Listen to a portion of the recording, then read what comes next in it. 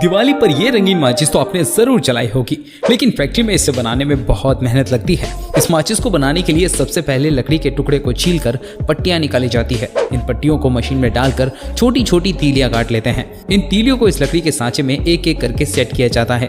यहाँ तीलियों पर लगाने के लिए बारूद का मसाला बनाते हैं, जिसे एक चौकोर बर्तन में डालकर तीलियों के सांचे को इस घोल में डुबाया जाता है, जिससे ये मसाला तीलियों पर चढ़ जाता है। अब इस सांचे को धूप में सूखने के लिए रख दिया जाता है। जब सभी तीलियां अच्छे से सूख जाती है तब इन पर गुलाबी रंग का मसाला चढ़ाते हैं। इस मसाले को माचिस पर रगड़ने से ही तो आग जलती है। अब इन तीलियों को कमरे के अंदर ही सुखाते हैं। सूखने के बाद इन तीलियों को डिब्बों में पैक करके बिकने के लिए भेज दिया जाता है।